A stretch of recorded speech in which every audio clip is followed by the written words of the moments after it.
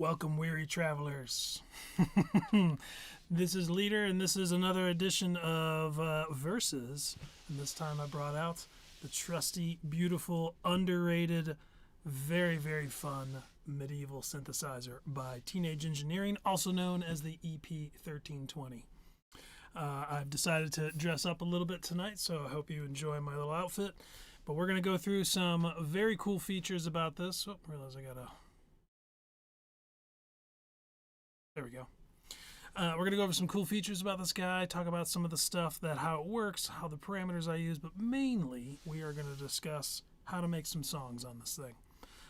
My personal preference for using this device is definitely sticking to somewhat of a medieval concept. I'm sure a lot of people who would study medieval music and the classics of such would probably be very angry at me for saying things like that, because I'm sure I'm not doing anything in any specific medieval fashion. But nonetheless, this is a medieval instrument with lots of medieval samples, so I'm going to give it my best shot. And so what I'd probably like to start doing is go ahead and just start riffing off what I just came up there earlier, about 5 minutes before the stream. I thought it'd be nice to do like kind of a slow march, maybe obviously some flute, some other kind of backup instruments. And as we progress through the song, we'll discuss where parameters are, certain kind of techniques and tips that I would recommend to use, and also just how to squeeze a lot of this little guy. Overall, it's a pretty simplistic instrument.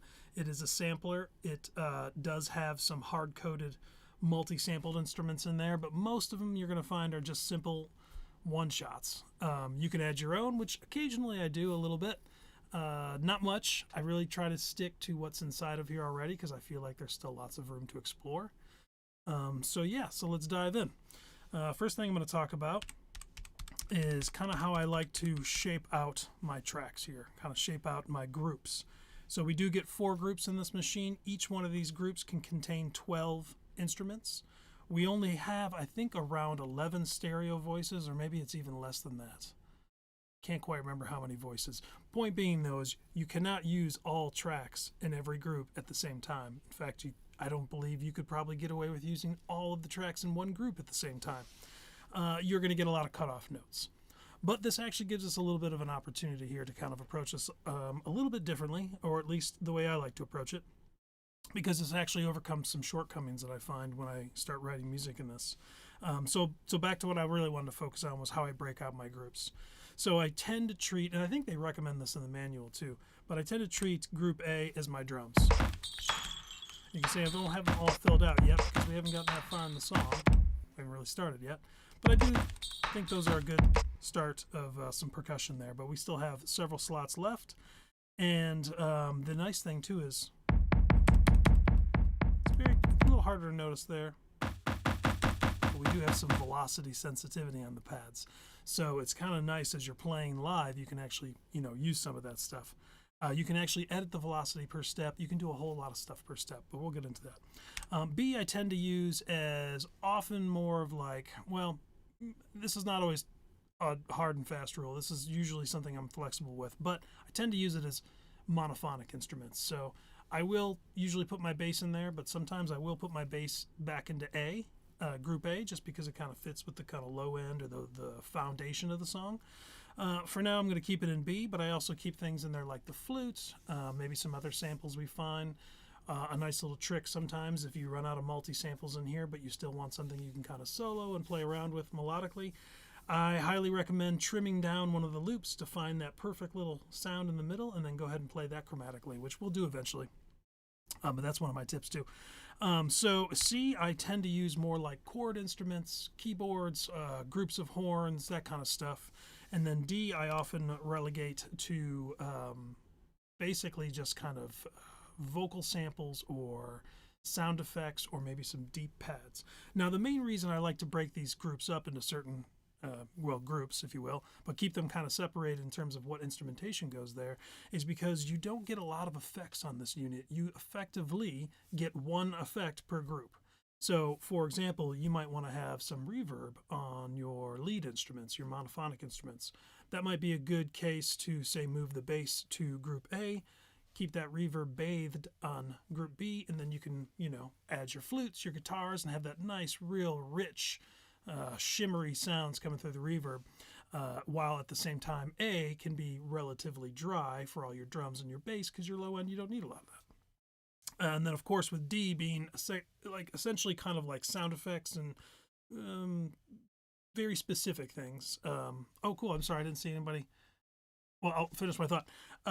Then I can really put some real wild effects, maybe a huge reverb, some real funky delay, because it's oftentimes only have one sound happening in Group D, so I kind of consider that my experimental group. When I keep those in my head, I feel like I get a little bit more room to use my effects more wisely and actually kind of capture something I really want to get going. All right, 6 Chainmail, yeah, thank you. I bought this for, believe it or not, another music project that was not Medieval related. It's kind of weird, and I don't want to talk about it yet because I might do it again one day. But it's been sitting in my closet for probably like 10 years. So this is the first time I've worn it in public, and I was very excited. You have the KO2 and the Rhythm. Oh, nice. I have been very much eyeing the Rhythm. I'm sorry, the KO2, because I really liked the kind of lo-fi stuff I was hearing out of that. I haven't really paid much attention to the Rhythm. I've never been crazy for reggae. I do like making and playing reggae, but I often don't really listen to reggae for long stretches. So I wasn't sure the Rhythm would be for me, but I want to still check it out, though. No, it has not gotten the 2.0.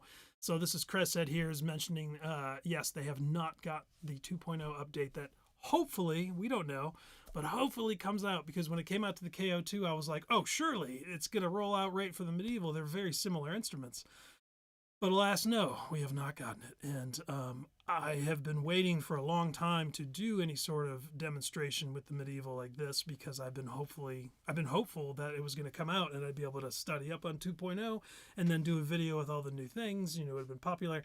But apparently either that window is not going to happen for a while, or I would hate to say it, never happen. But to be fair, this is still a great instrument as it is. It is limited. It does have its shortcomings. The ability to resample would really, really open this up. But I feel like I've been able to create some pretty enjoyable music for myself, at least, with this guy. And I will say I hope it comes. But if it doesn't, the Medieval is still going to be with me, and I'm still going to use it because I really like it.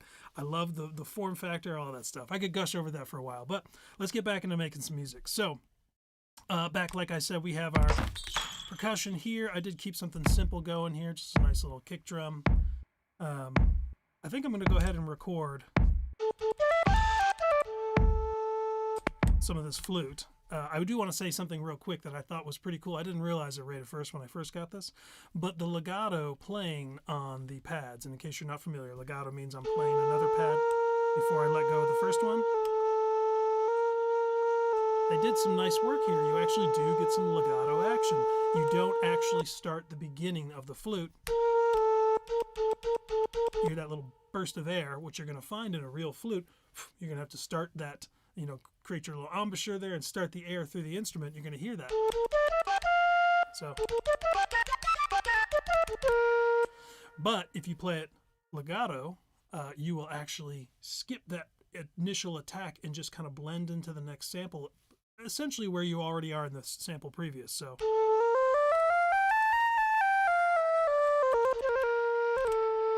and that is really nice. You get to actually, with a little bit of velocity sensitivity here, it's actually quite playable, I think. Oops, I just went away from it. Yeah, anyways. So I did pick up my scale. I'm going to talk about that real quick. We're going to go to Altero here. So you will see all these buttons are, I believe it's Latin. I'm not a speaker of Latin, and I don't think many people are. So it's a little confusing, but you kind of get the hang of it. For example, Altero is, I'm assuming, kind of like a function or alternate. You got your fader, F-A-E-D-R, that's pretty self-evident.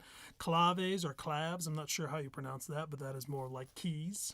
This allows you to get into chromatic mode or to go back and hear all your samples individually. So if I land on my flute here and it's the last sample I play, I hit clave.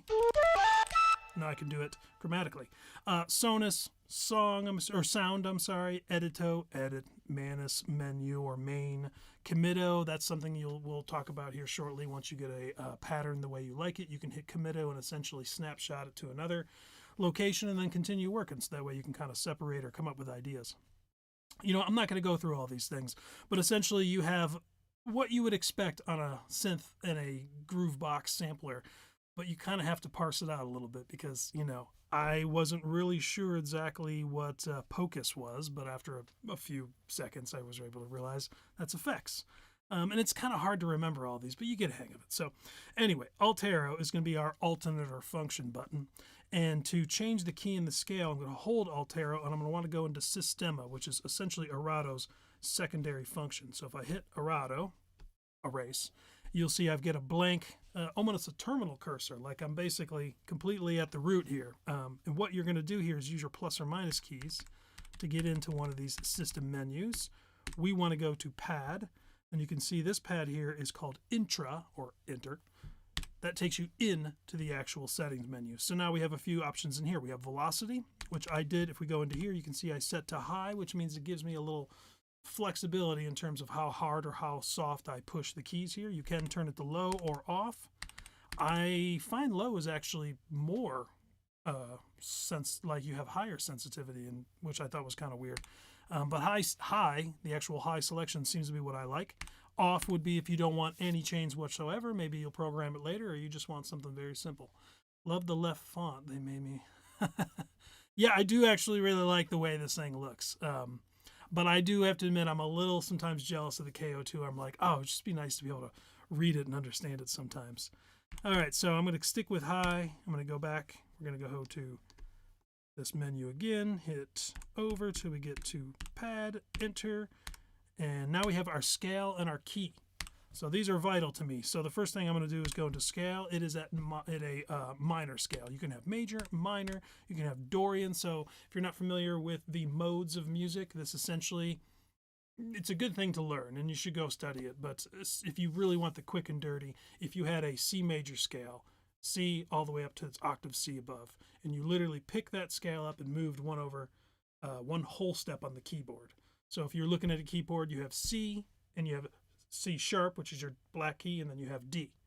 If you picked that C up and switched it right over to D, which is the second note in the C major scale, and then you played a C major scale, but you started from that D and ended at that octave higher, you are in the second mode of C major, and that second mode is called Dorian, which is a D minor scale. So I know that's kind of a lot for people who don't know. I highly, highly recommend if you're into music and you want to create music, it's a very good thing to learn. But anyways, they allow you to select the scale, which I really like. I think that's a great idea. So in fact, I might switch this to Dorian. Well, no, I had that sound already played out, so I'm just going to stick with minor. But you do get Dorian, you get Phrygian, you get Lydian, you get Mixed Lydian, Locrian. These are all the different modes. I don't know what MRP or MIP is. I never realized those were there. Oh, major, minor. Oh, I'm assuming that's probably a 7, so it's major, minor, 7s. Basically, that means like, well, I don't know if it'd be major 7. I'll have to look that up because I'm not entirely sure. And then you do have 12T, which is your full octave, meaning you have all the notes, C's, all the flats, all the sharps. Well, they're the same, but C, C sharp, D, all the whole way. It's not a scale. It's the entire set of notes between an octave. So we're going to go back to minor, hit Intra. We're going to get out of here by hitting Manus. Manus is our main button to bring us back to the beginning. All right, let's lay this flute track down and let's get going. All right, so the first thing I know I'm going to have to do is make some space for it. Right now you can see this is only going one full bar. We're at a slow tempo, one full bar, and then it repeats. So I already know that the sound or the melody I'm going to play is going to be much longer. So I'm going to make sure I'm here, and I'm going to go and stretch this guy out. Let's see, by hitting the record button, you can see it says LN1, and I'm going to go ahead and increase that to, let's see, I'm going to go to 8. I think that's what I need. Okay. So here's another real quick tip. If you do want a count in to your recording, you can actually hit the record button here. Make sure you don't hit any plus or minus because you'll start changing the effective length of your group here. That's another thing I should mention. Each group has its own pattern length. So you can see in group A, we've only got the 1. B, we have 8. That's really nice. So for example, if you just have a simple drum beat that you know is just going to repeat, you don't need to increase it over and over or re-record or add more steps. You can keep it at that one bar, and then you can change all these to be whatever you need. So B is going to be our 8 bars. If you hit record and then you hit play, whoops, it's flashing. So you do get a count in, which is nice. We don't need that right now. I'm actually going to let it go, and I'm going to wait till it comes in to that 8th bar, and I'm going to play a little, because this is going to be the first note. So, don't need to do that. What I'm going to do instead is hold this down and hit the fabulo, which is play. I'm going to hit that right away. So by holding the record button, then hitting fabulo, it just starts me right off. No counting, basically. All right, here we go. Doom, doom, doom.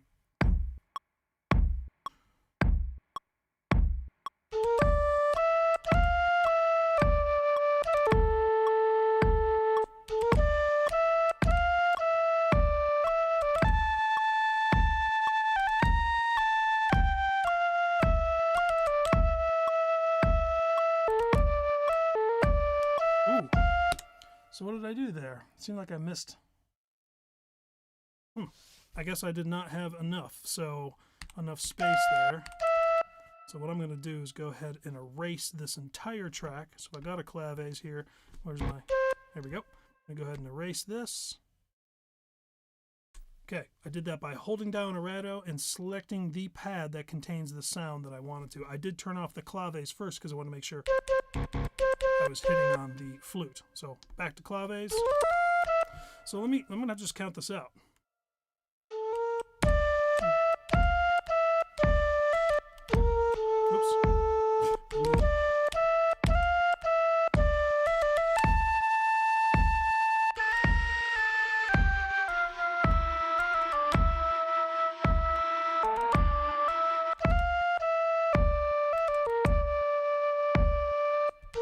Okay, so it's 24. That was quite a bit more than I thought. Well, there's a 24? That doesn't make sense. No, that was 12. That was 12. All right, let's try that. There is a nice trick too if you actually do want to duplicate your bar. So say if we were on group A and you wanted this to be duplicated over multiple bars, if you tap record, hold Alt arrow, and then hit space, it doubles the bars. So now you can see we're at 2, do it again, now we're at 4, and you'll see that this actually plays 1 whole bar, 2, 3, and 4. So that's a nice little trick if you want to take 1 bar and extend it really quick instead of having to program those for each new bar. Okay, so I am thinking that it is 12, so let's see if we can do it. So I'm going to go ahead and, since it's going to take a while, I'm going to hit record, I'm going to give that count in, and I'm going to just start on that note. I think it was a little early, but that's all right.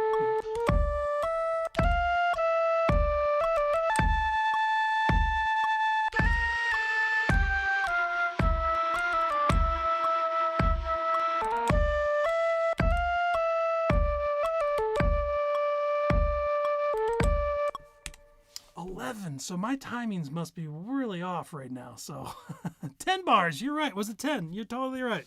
Okay, yeah, you're right. I must have added a little extra 2 bars in there that I wasn't thinking in my head. Okay, let's go ahead and try that all again. Whoops. Spanish, claves, Legato, boom. Okay, 10 bars. Thank you very much. And record, boom, boom. Okay, so now we are good. Make sure I have that right because it doesn't look like it is now. It's going, yeah, 10 bars. Okay, here we go. Nope.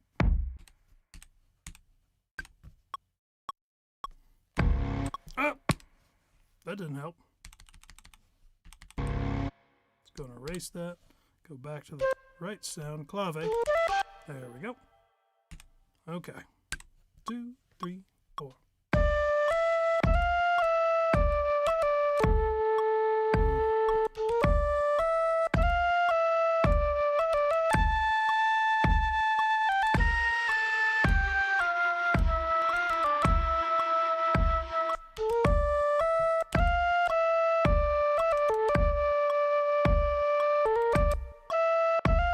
stepped on it there. Let's see if it worked out okay.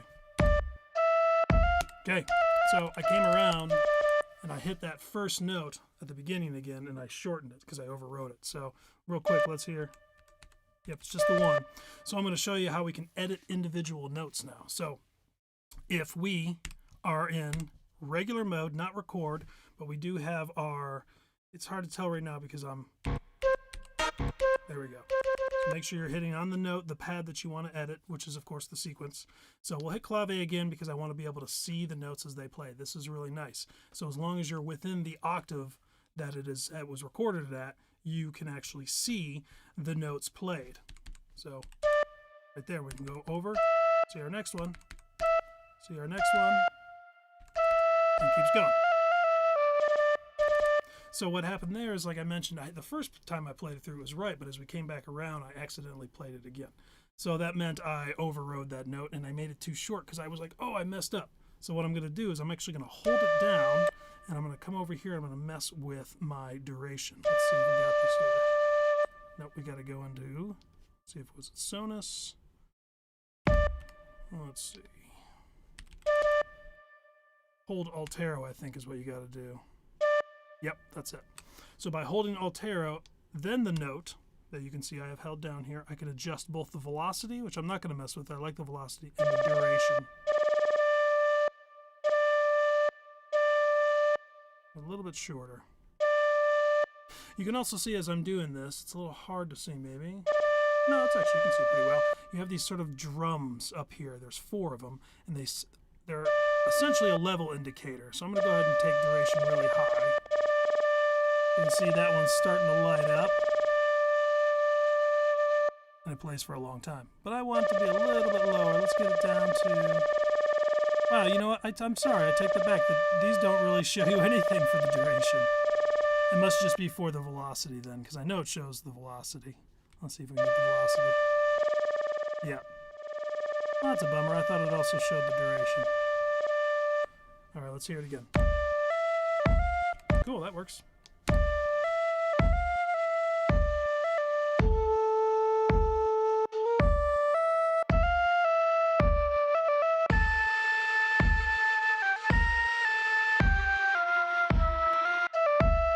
A couple of mistakes in here.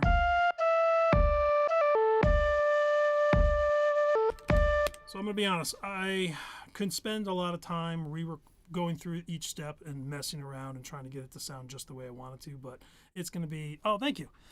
It's going to be a lot easier if I just re-record that by hand. So I'm going to go ahead and erase that.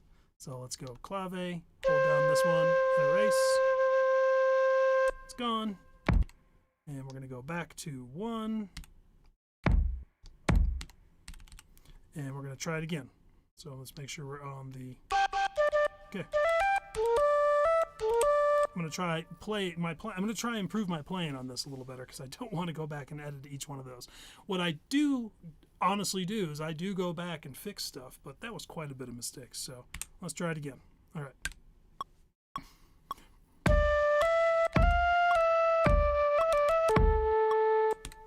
Nope.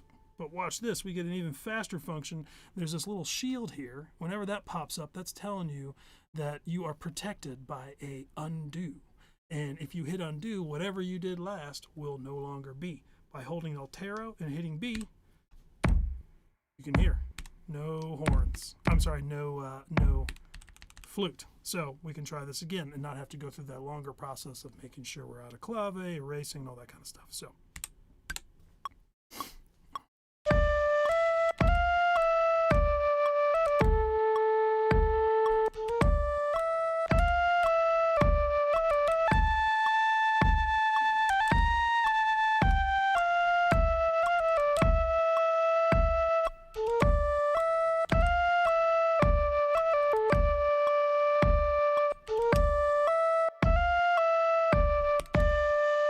Cool.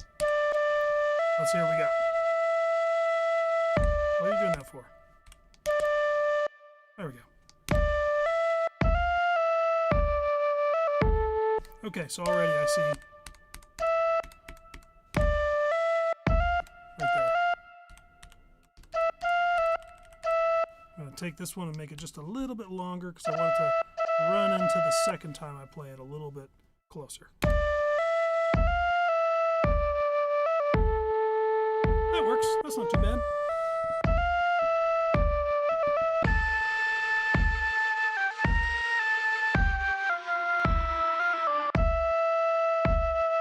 Couple of legato issues in there. I'm not going to fuss about it right now. That's more like I'll fix that stuff later. Okay, we got a nice little kind of like bones of the melody going on right here. So I'm going to start picking out some. Let's start picking out or adding a little bit more, percussion. And instead of live recording this, I'm actually going to go ahead and show you how I like to step record. So, okay, right there, we know it's going to be on halfway through each bar. So if I'm 1.1.1, I'm going to go, oops, right there on 1.3.1. If I hold down record, I can add a note to this particular step. So let's hear what that sounds like. Also, real quick, Altero and Fabulo will start you over at the beginning and start playing from the top. Right there, we're going to add another one. So I'm going to just go ahead and do this real quick. Might see I'm using another little shortcut where if I hold Altero and hit the plus, it takes me right to the next bar. We only have 4 bars, so we hit that limit already.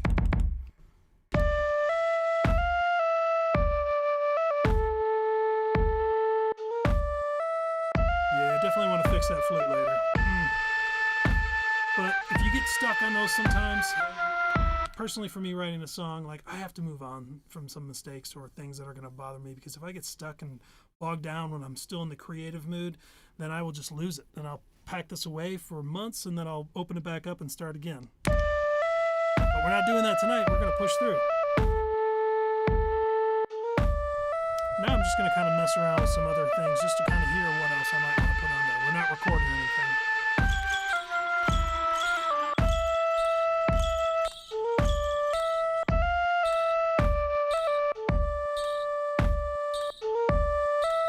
Okay, a little offbeat here. So basically on the 2, on the 0.2, I'm going to add one of these, and then on the 0.4. A little kind of almost call and answer with the percussion there, which I like. Chord 4, chord 4. Let's go 1 to 2, record. I'm going to go up and then back a little quicker.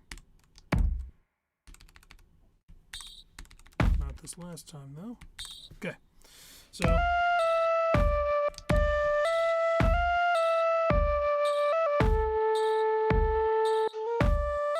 okay, so something already I want to fix. You can hear this guy's pretty far panned to the left. So that's something that was a little bit buried in here, but there's some actual per sound mixing capabilities in terms of the panorama that you can do. So if we come over to this sound and we want to move it over maybe slightly back into the middle so it's not so far away. When we have more stuff going on, then I can maybe consider pushing it back over there and far left, but right now it's just too sparse. I need it to be a little bit more center. So what I'm going to do is I'm actually coming to Sonus. Now this is one of those things that I personally can't even remember all the time if it's Sonus or in its sub menu Edito, but let's see if we get it here. So if I hold this down, I don't need to hold it down because it's going to do it for the whole track.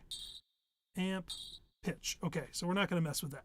This just Sonus menu, these two buttons, or I'm sorry, these two knobs here will affect each one of these tracks amplitude, which is your overall volume, and then the pitch. And there's one more thing I'll show you real quick. The pitch, you can see, you can do probably, if I had to guess, 2 octaves each way. But if you notice, that little bullseye pops up right there, and that's telling you you are now at the original pitch of the sample, which I don't want. I want a little bit higher. Cool. And then, of course, we have the amplitude. So this also does actually work with these little drum level indicators here. It's in Sound Edit. Yep. I'm going to be there in a second. Sorry. Because I came here first, I figured I'd talk about this one. So you can see we have these little drums representing our overall amplitude. Now that's track level, meaning no matter what you do, whatever you set this to, that's the highest that sound's going to get. And I have a little workaround that I'll come to when I start talking about building up a song, and say, for example, you have a solo instrument that plays somewhere and you want that nice up in front, but say you want to bring that sound again later on, but you don't want it as loud and in the front. Maybe it's kind of supporting another melodic instrument, or maybe it's just doing some kind of rhythmic stuff. Well, there's a cool trick I'll talk about. I'll say it real quick, but I'll go more in depth later. But I basically use a second copy of that track to then play it. It's all in the, everything's the same, but the amplitude's a little bit lower. It's a time saver, because when I was writing songs before I knew that, I'd write something and then I'd go play that part again and be like, man, I got to go back and change each one of those steps velocity so it's much quieter in the mix. And that was a pain in the butt. So we'll talk more about that here in a little bit. But yes, you're right. It is in the Edito. So I'm going to go here and hold down Alt Arrow, hit Edito, which gives us, that's the sub menu here. And now if we are on that track, we can come over, and I believe it's actually this one. Yep. This sets the pan. Just like the pitch, you'll see when you're in the dead center, boop, bullseye pops up. We don't want to be in dead center. We're going to go to the left a little bit. And I have to remember what this knob does now. Oh, this is the play style. So if you do have, what are we doing? We're doing legato since we're playing a live instrument. When you go ahead and select sounds, they actually do a pretty good job of pre-selecting what they think you're going to do. But say, for example, I wanted to play this this flute sound, but not play it legato. I wanted to play it more like polyphonic. I want a couple flutes playing. If I go over to key, let's get back into the menu. Oops, where is it? Oh, sorry, you know what? I didn't want to do it for that one. I lost my place here. Let's come back. We want to do it for... Oh, no, no, no. Come on. I'm going to do it for the other. We're going to do one shot. Honestly, drums, you're always going to use one shot unless you want something very specific. But the idea is one shot, you click the button once and it plays the sample to its totally end. Totally over. So a little bit tighter on that pan. That should be okay. Real quick, I do want to show what I was talking about there for a moment. I'm going to go back to group B. Make sure we're on this guy, and if I hold down Alt Arrow and get back into the Edito menu, and now I can change whether it's going to be legato. There we go. Sometimes with these knobs, you have to really crank them all the way to the left or right to essentially pick up whatever setting was there. So it was on legato, so but the knob was all the way to the left, so I had to turn it before anything happened. So legato, that's what you would mostly usually want. But say we want to do key, because we can do polyphonic, very handy. Now if you did one shot, I'm just going to show it, it's probably going to be awful, but watch. Probably not going to use that on too many melodic instruments. So let's go ahead and crank that back to legato. All right, let's hear what we got.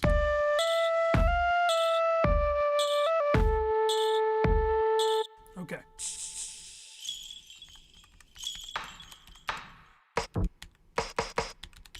Okay, we got lots of open slots here.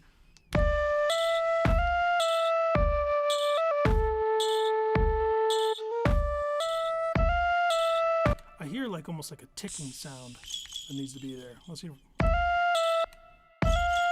That's obviously not it.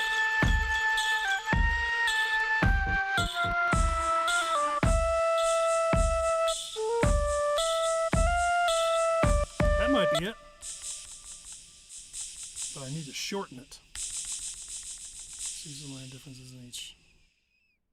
Oh, in between the two different, yeah, the different EP, I can't remember what they're all called now. EP1320, obviously here, and then the KO2 and the rhythm. I don't remember all their EP numbers. But yeah, so we're going to take this sound. I think it's a good sound. Okay, actually, I just realized what that sound was. This is because this system doesn't have a crash on it. Surprisingly not, there is no real good crash cymbals on here or sounds. And I didn't have one in a song when I really wanted one. Literally all I did, let me play it one more time so if you can hear it. I just used the onboard mic to record going with my mouth. And honestly, it works. And for this instance, I think I can use it, but even more. Let's see, let me think if I can get in here how to do it. Yep. So, oops, let's go back to Manus. I want that sound, and I want to shorten it down. So maybe it's just like a little like a nice little, I don't know, more like a shaker kind of thing we're going for. So what I'm going to do is actually go back into that Edito menu, because this is where you can edit all your sounds. So Altero, Sonus, which is the sub menu of Edito. You can see we're in that key thing here because that was the last thing we did in what selection. But if I go over, I got trim, I've got envelope, I've got time, I've got MIDI, I've got group. We can talk about this stuff when we get to it, but right now we're just looking for trim. So that's what we'll start with. These two knobs now become your beginning and end trim. So the beginning, I think we might be able to keep that, but I'm going to shorten it quite a bit. Same deal. I got to crank it all the way to the right. Now I can come over. So right there, that tells me already that I've got a little bit of dead space in this beginning.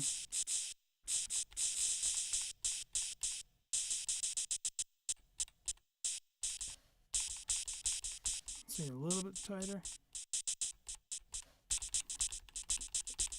So I'm actually going to come back a little wider.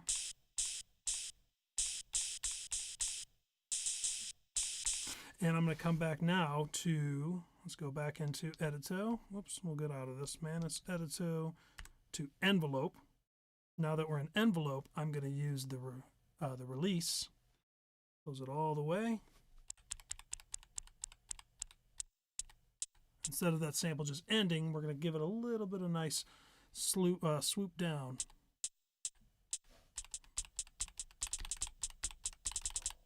Cool. I think that actually might be good. Let's hear.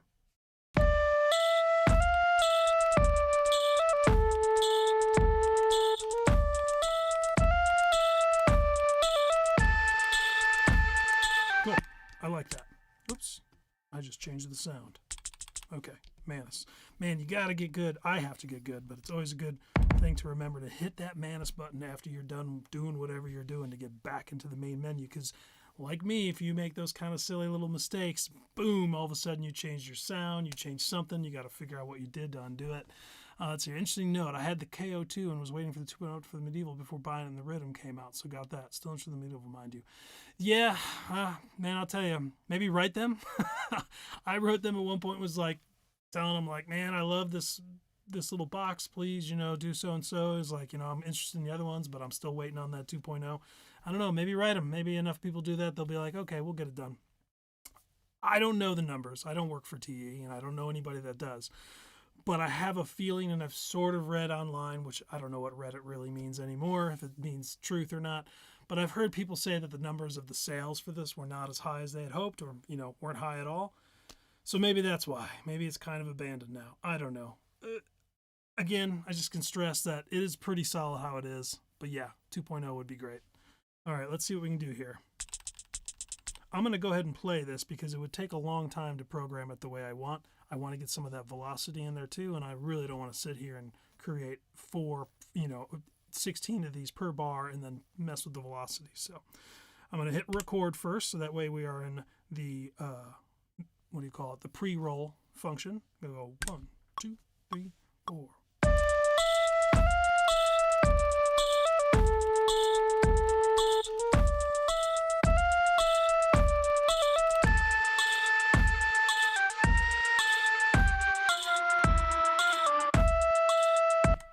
Okay, it's okay. I don't know. I'm going to undo that real quick. I think maybe I should play it a little bit lighter.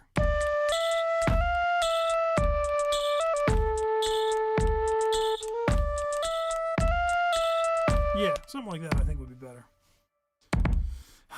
I probably should go ahead and put this to 5 bars. So here's an interesting trick. If I just added 1 bar right now, that bar would be empty. So what I'm actually going to do is I'm going to double it. And now I have 8 bars. It basically took the first 4 and copied them over. So I have 8 bars that are duplicates of each other. And then I'm going to back it down to 5. So that should give us what we want, which actually should give us a slight... No, I don't think there's anything going on that would cause a polyrhythm. Now, if I had the kick doing something different, then it might, but it's not doing that.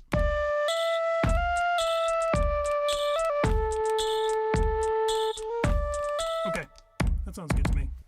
Let's try it. 2, 3, 4.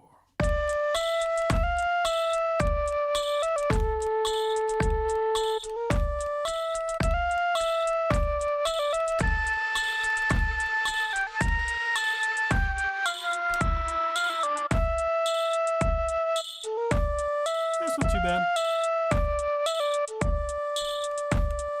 Okay, we need to get some more melodic stuff going on in here.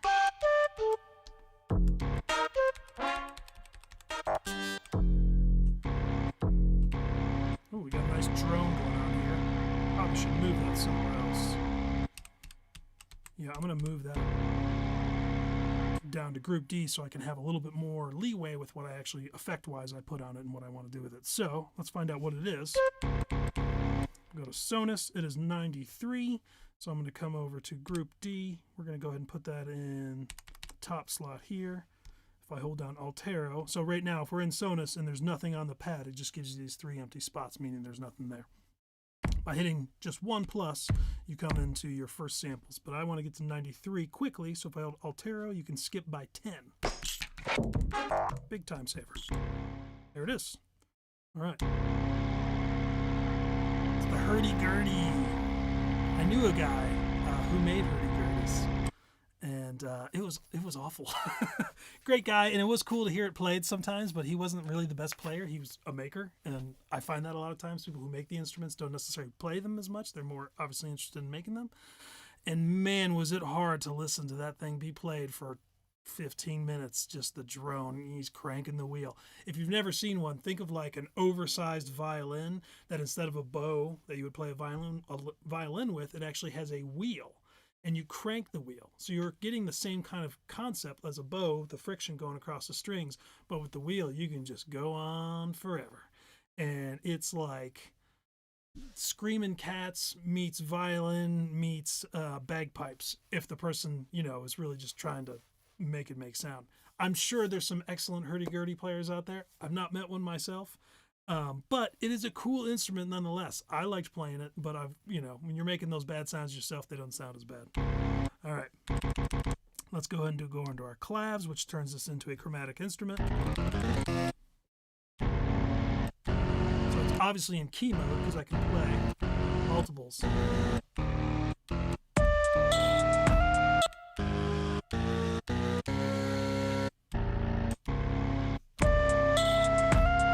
I'm going to see if I can dip this down. So by holding clavs, and then hitting this minus or plus, you can affect the octave.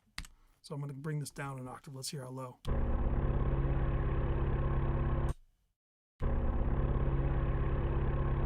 That's a cool little kind of background sound that might benefit quite a bit from adding some nice reverb.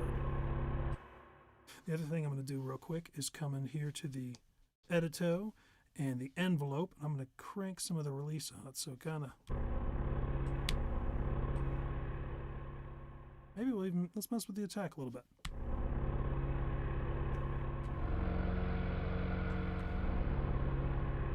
It's kind of nice. I wonder if I can boost the volume quite a little bit here. So we're going to come back into Sonus. And I never remember which one it is. Hey, I got it right.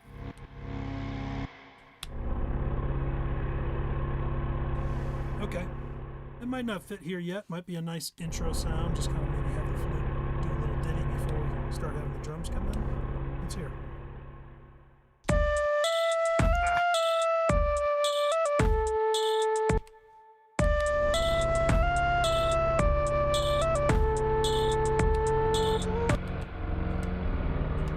Hard to find the key because it's just such a low note.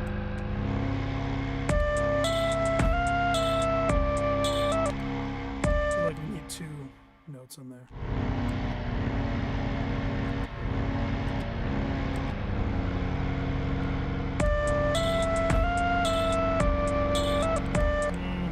I don't know.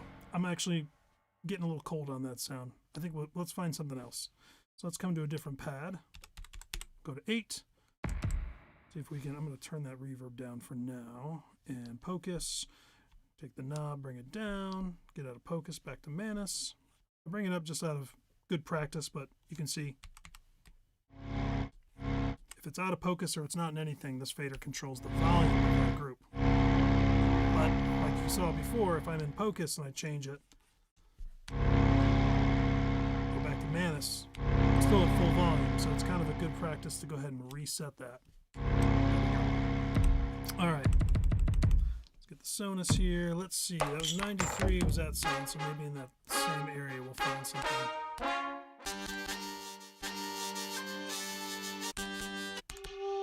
There are some really cool loops in this guy, but honestly I never use them because I feel like once you tie yourself to a loop that has a melodic structure to it, you're not able to get too far away from it.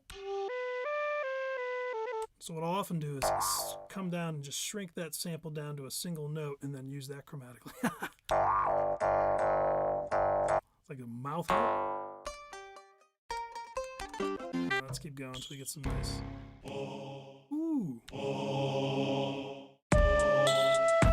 Let's see. Ooh, we're way too high. Ooh,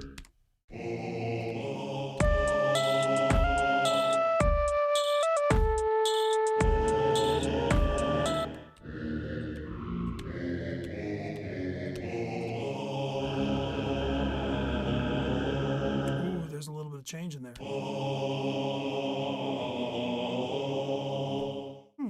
That's not too bad. We might be able to use that.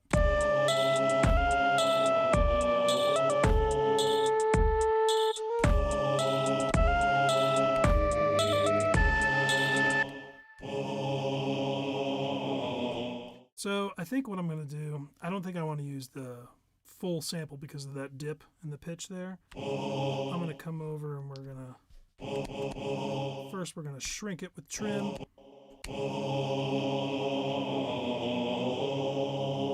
Okay, so we got a bit to go. Nope. Man, got a lot.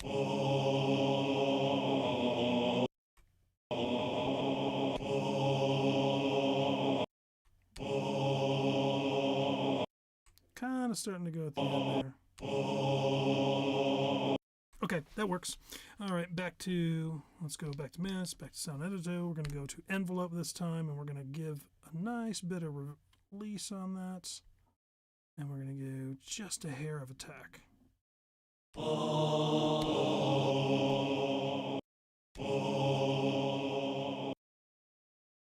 Release doesn't give me anything yet. There we go, a little better. Okay.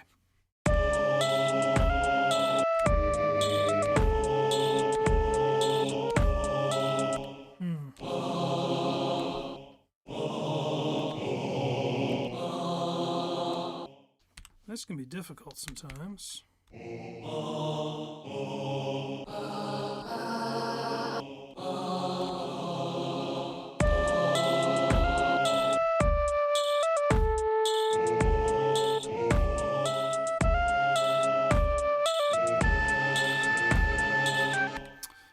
I don't know. You know, I think I kind of shot myself in the foot with coming out with the melody so quick, but I'm going to leave those two there, and we're going to try one more, see if I can find a different sound that'll go well with that. Good, interesting to see how it works. Nice one. Well, thanks for stopping by. I appreciate you coming by. Take care, Cresshead. Let's see if we can find a different sample. What needs to be there? I mean, maybe we, you know what, I'm going to switch gears here and come back to the melodic stuff. Maybe we need to build up the melodic stuff before I get farther into the sound effects and stuff.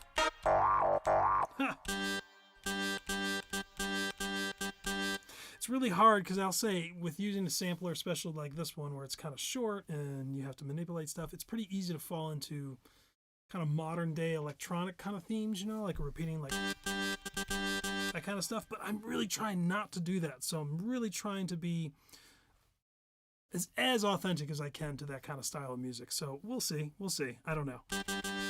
But I feel like that right there. See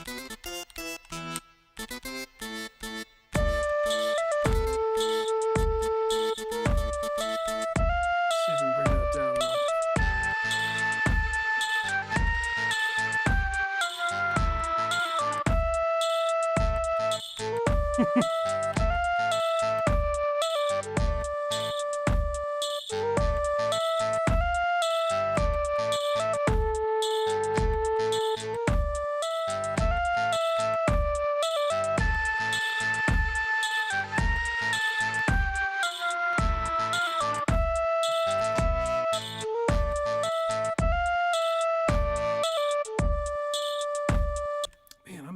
hard time with this one.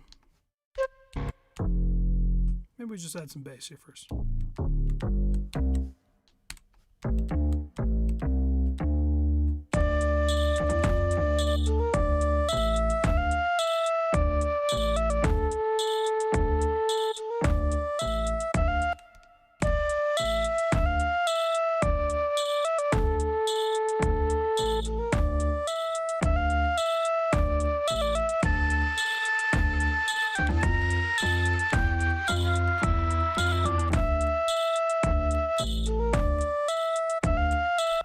Follow the actual.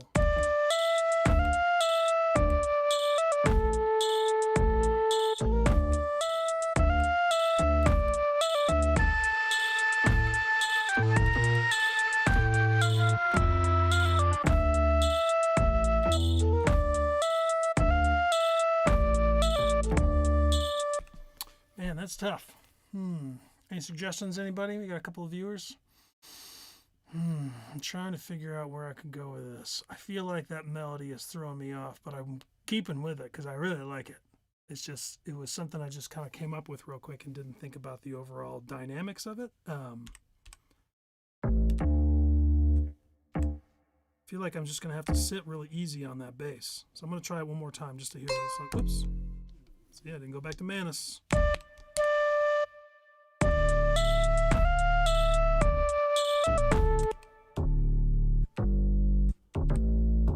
That's kind of nice, real low like that.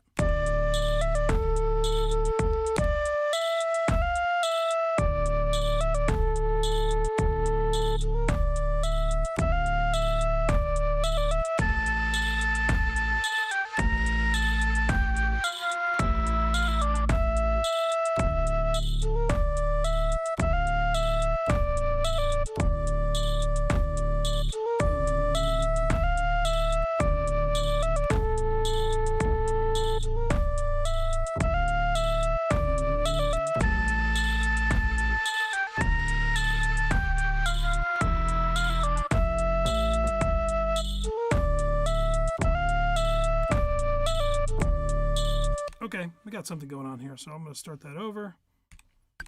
2, 3, 4. Ah, it didn't start at the beginning. And undo that. There we go.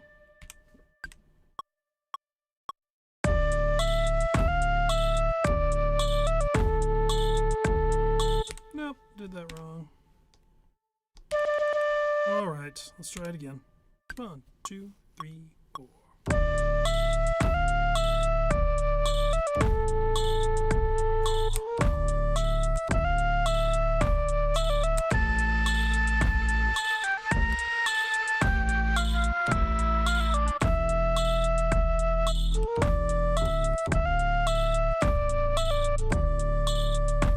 Okay, a lot to fix there. Let's start it over. Okay, that one's good. Yep, that's good. We'll keep it. Okay, I need something in between there. Dun, dun.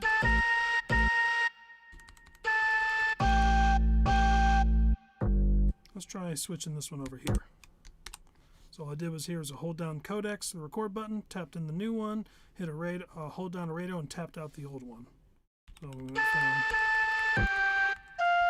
Oh, you know what? I'm going to try that again because I think there's actually seems to be the case where how long you hold it as you step edit and put it in there, it actually goes to the duration. So I'm going to do a nice long one.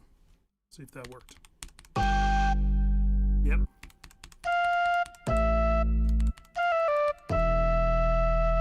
That's good. Oop, that one needs to be. Let's go ahead and erase this one. Oops. And nice long on this guy.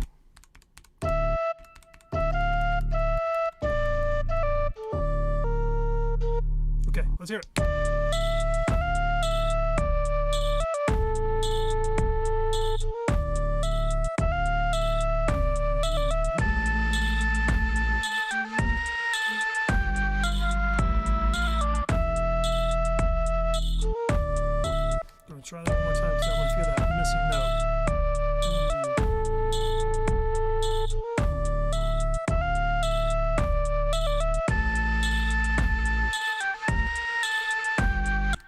go fix that 5. I'm going to go ahead and just erase it. I know I'm just going to hold it nice and long. That should work. Back a bar. Well, is it still doing that?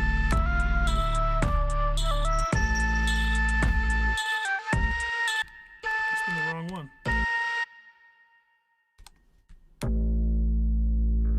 Let's see if that worked.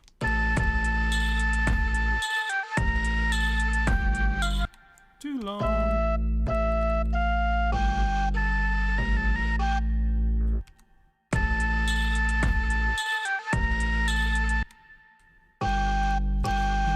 Go ahead and change the key. That's what we need to do.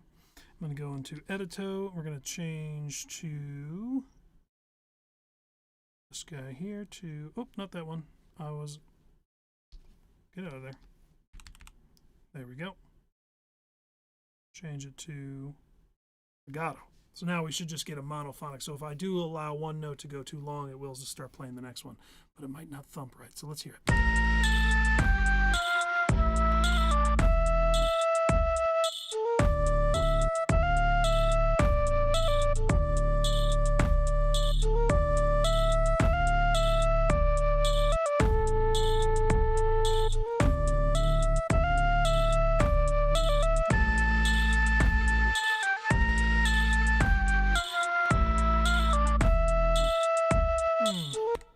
That doesn't sound right. Let's try that again. I'm just going to go ahead and erase this. Wish there was a quick way to just go to the ones that have notes. Okay, let's try that.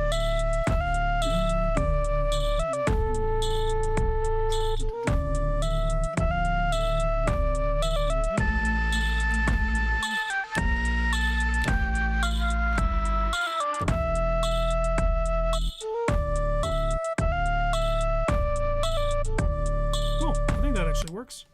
All right, instead of just listen to it over and over, let's just move on. We can always fix it later if there's something that's not good about it. All right, let's see if we can get some more chord type action going on here. So, whoops. I don't have anything in chords yet. Okay, so let's see what we can actually get. I'm going to start at the top here. Even though obviously 0, 1, 2, 3, 4, 5, 6, 7, I tend to start at the top up here and work my way down. I'm not sure why, but it does seem more natural to me for some reason. So select that pad, hit Sonus. We have nothing yet, so let's go through here. We know we're not going to do any percussion, so I'm going to go ahead and skip ahead. Trying to get some chord sounds.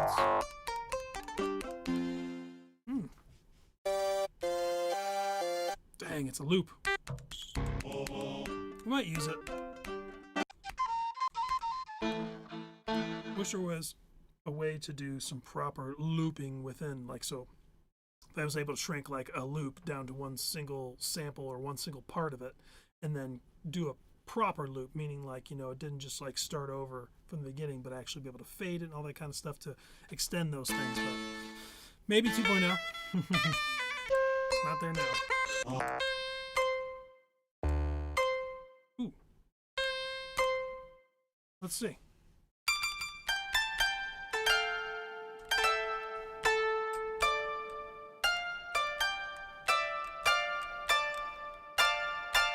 I'm gonna bring that down an octave. Cool. Now if we go higher up,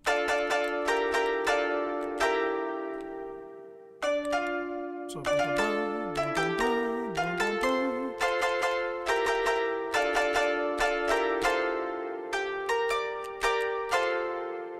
so hard to remember all this. Okay.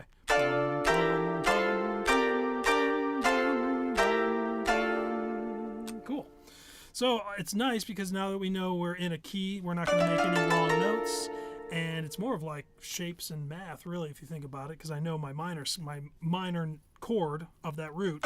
Here's the root. I know it's going to be 1, 3, 5. And then if I want to raise that up, just go up the scale chromatically, but sorry, not chromatically. Diatonically is what they call it. So basically I'm sticking to the scale, but I'm going up the scale, but playing chords. So the next note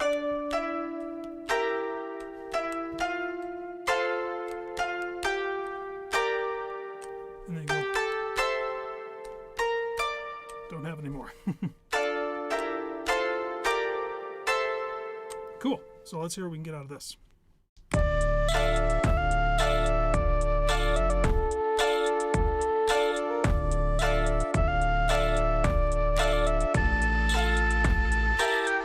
do we do?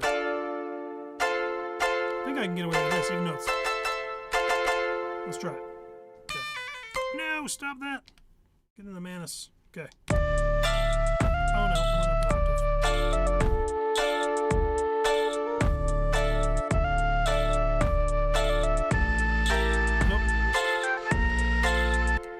I do have to go. See if I can play these down.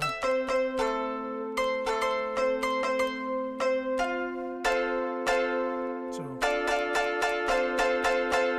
let's try that.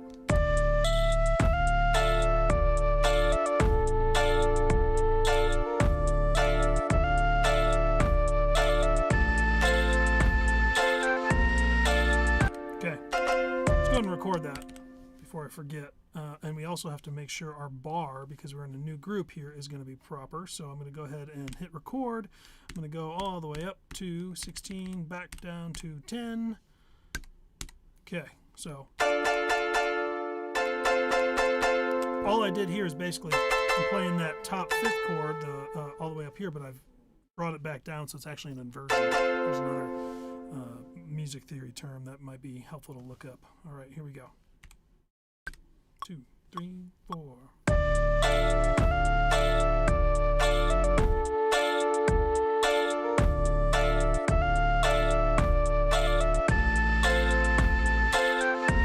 Okay, so I will say off the bat right now, again, why we need that 2.0 update.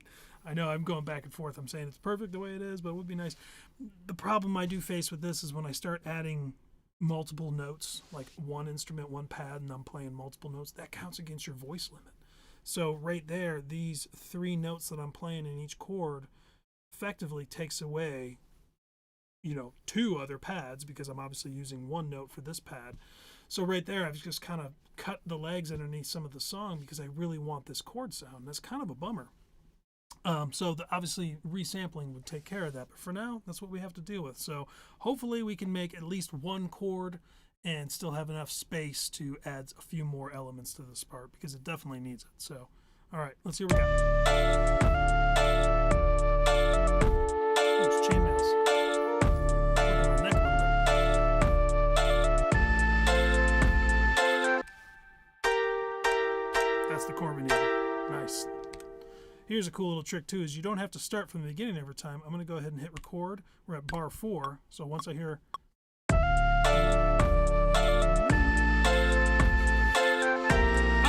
do that for? I jumped the gun. What just happened? Oh no, did I just mess something up? Sure did. I just somehow erased everything. Let's see if I can bring it back. Son of a bee. I don't even know how I did it. Alright, let's fix it. Okay, 10. Get out of there. I don't want to touch that again. So...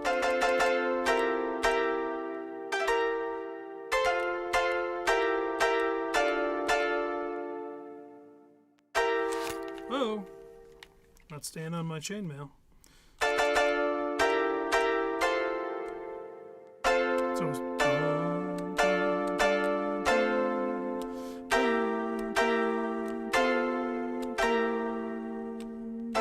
Oops.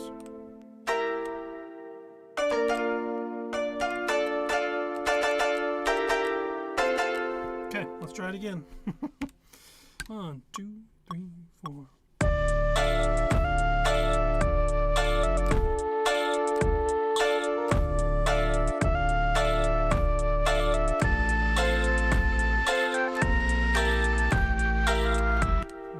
Wasn't right. I have to come back? Well, we'll try it again. This time, if I don't get it right, I'll have to go back and do it properly with the step edit.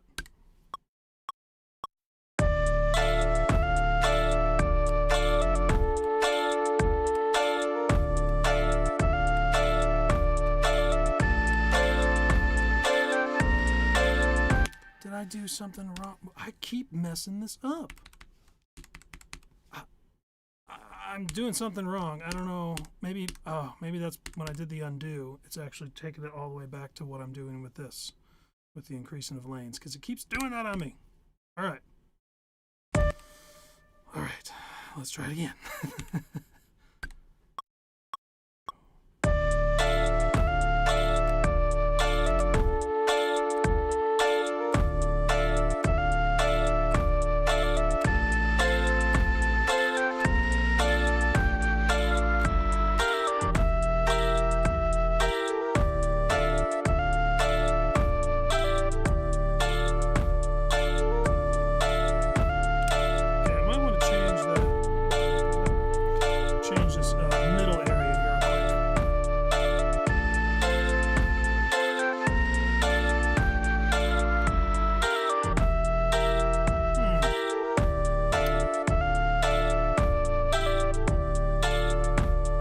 Somewhere in that middle, okay, make sure I'm not going to mess anything up here.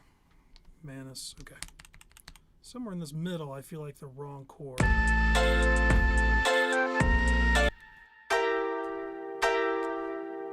Maybe it does need to be that, but it doesn't.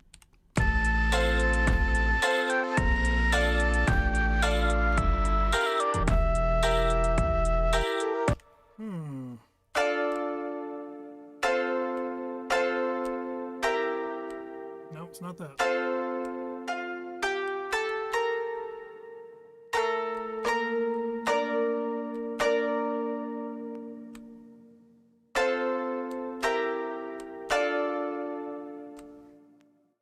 Might have to just go with it.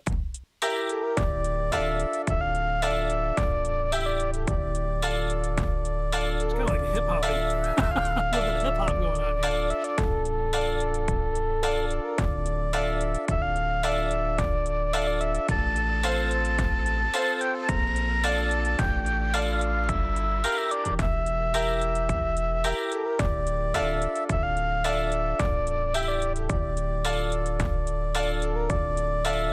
I mean, it's not bad for now. I think it works for now.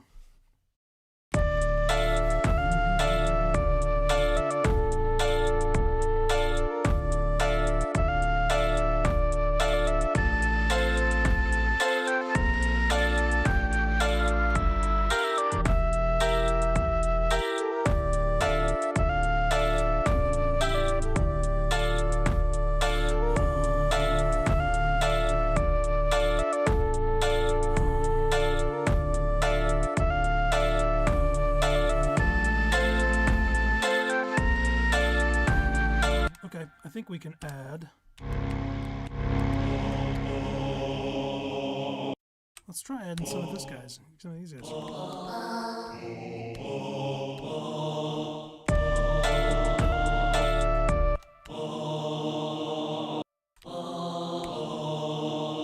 So that's clear that way that's not working. There's a chord in there. Okay, we have to find a different sound.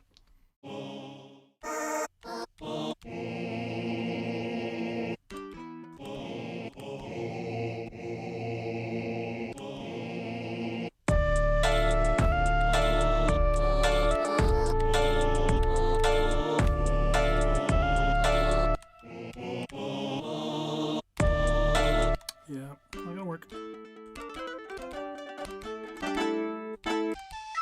I'll go a little lower and see if there's something I missed.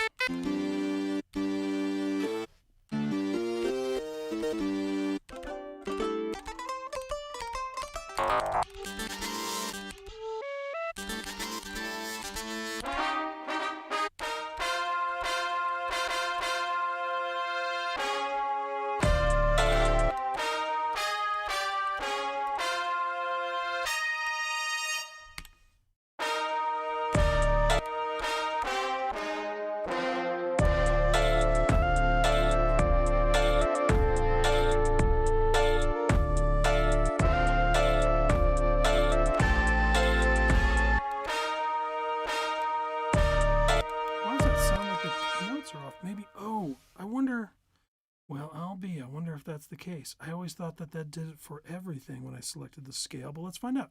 So I'm feeling like the scale is off. pad, enter. No, that's right.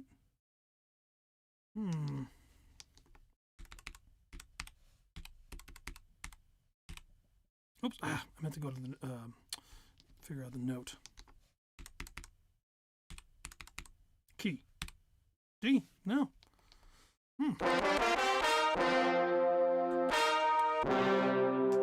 Doesn't seem like it's...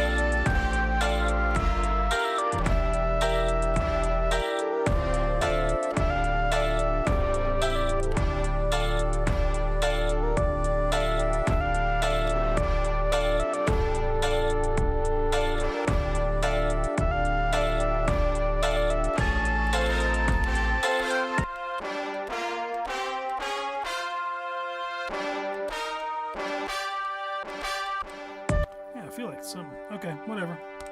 Move on. Oops.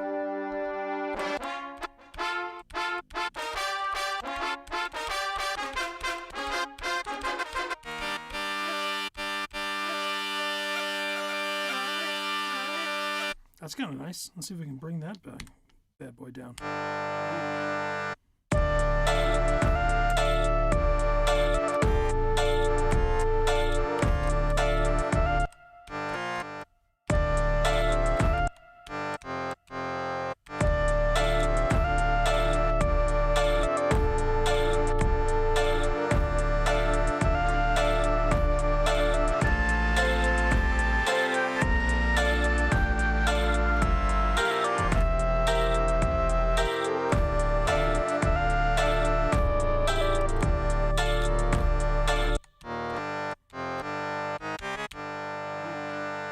Feeling like just nothing is fitting really well.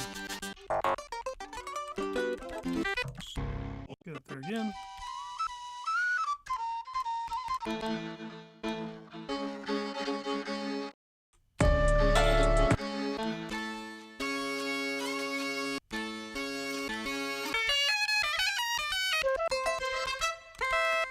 A lot of unuseful stuff. Ooh, that might be all right. Drop that down. Drop it way down.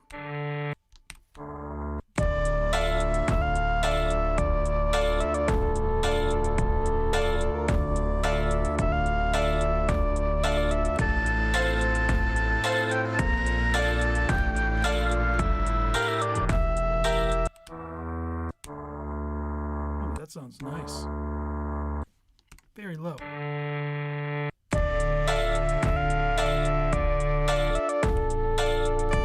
Oops. What just happened? Man. Was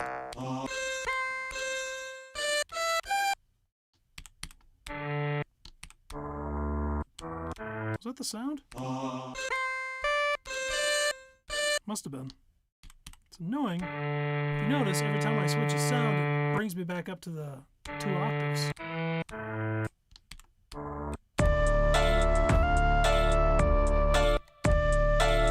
It's kind of going nice with the bass down there. Let's try it. We'll record it, and maybe we'll get rid of it later. Let's get out of sound edits. Jeez. Okay.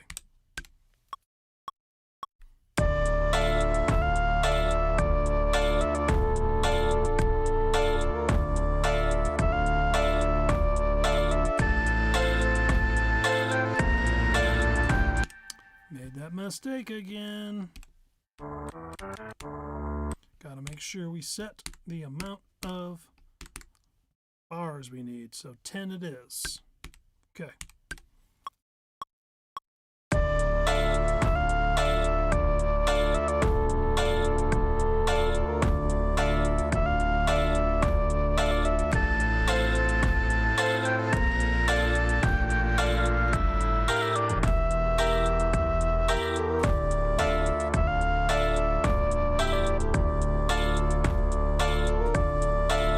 see I droned a lot. So even when the bass went down to this note here, I did not follow it.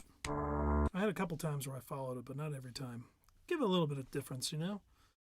Let's see if I can...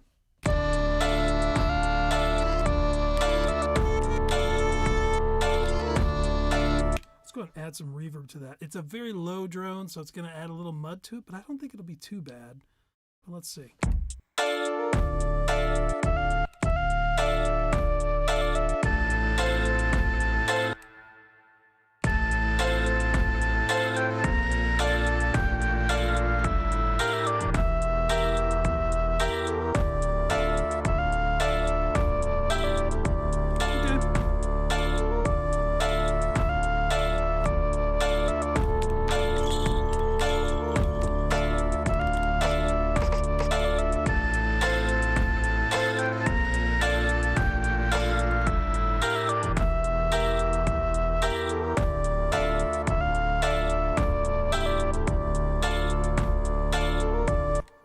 We're going to need some polish eventually. So what I'm going to do right now, though, is I'm going to go ahead and do the Committo mode. And so what that means now, you can see when I push scene, I'm on scene 1-1, which is interesting. I should be in. That's weird. I wonder how I ended up on that one. I thought I'd be in scene 1. Okay, that's fine.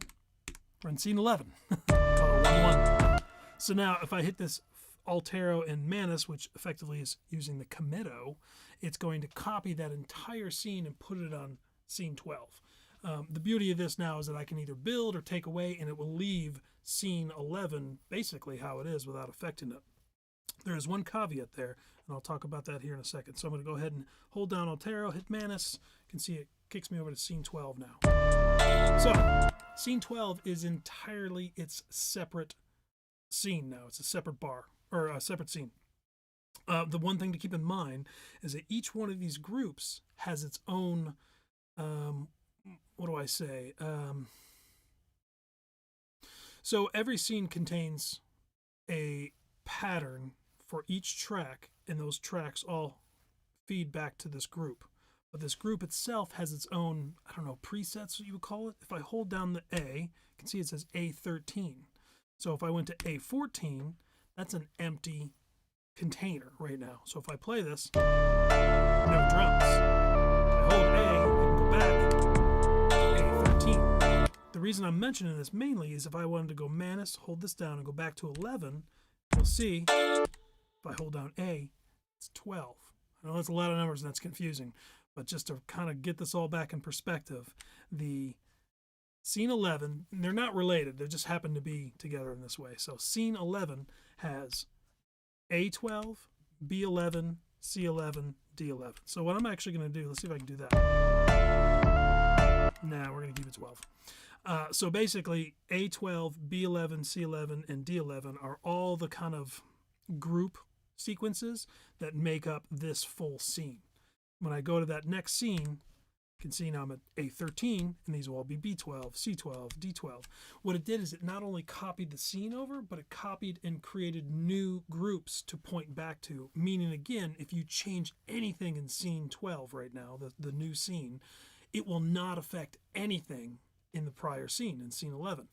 You can, of course, change that by, if, say, we're at scene 12, A13, if I go back to A12, well, now I know that scene 12 and scene 11 are both referencing the same group.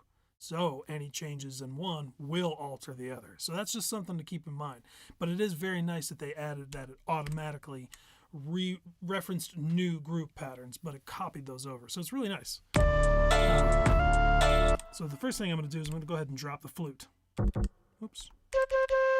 Let's go ahead and erase this. And like I said, we are erasing it in scene 13, also known as B12 group pattern. But if I were to come here and point B11 to scene 12, it's back. So that's nice to keep in mind. It's also a quick way to say you create a new pattern, you made a whole new thing, and you're like, oh man, you know, I really should bring back the particular group from before. You can easily go back there and point it to it, which is really nice. Okay, so we need a new kind of lead sound. We in clave? Nope. Okay, we didn't use the horns for anything, so we're going to go ahead and hit Sonus. See if we can find something.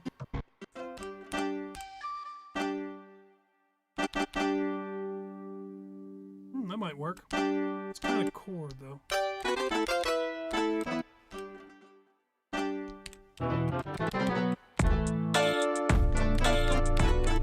No, because we already have a sound that's quite similar. Oops, someone went way up.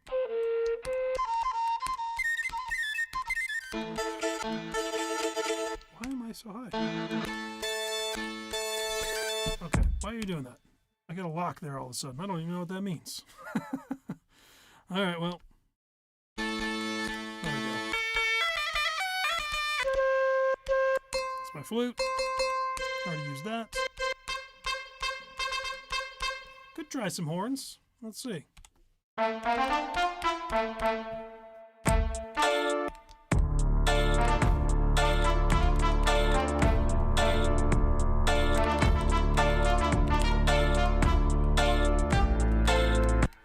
feel like that would work if I could play it longer and actually hold it. They don't. This will actually work better.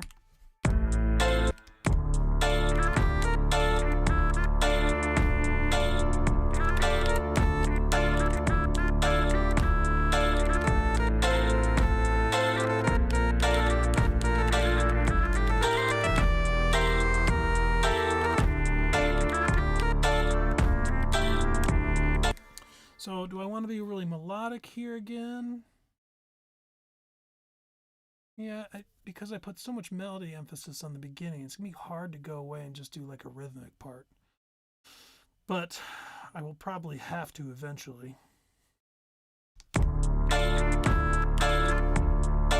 Yeah, I'm going to pull it back. That just gave me an idea. Okay.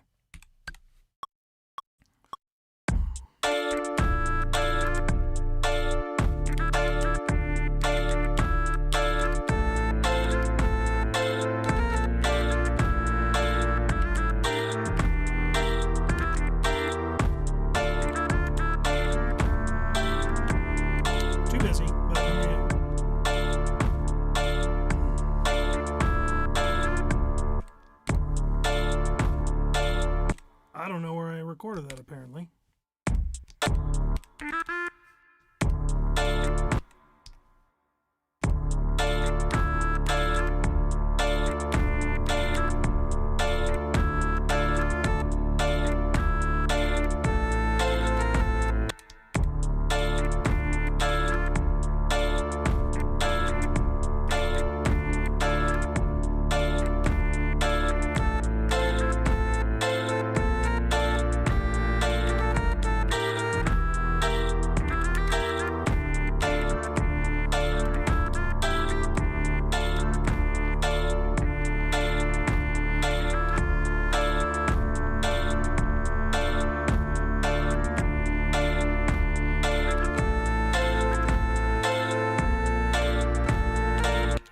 God, am I making, what's that marching song?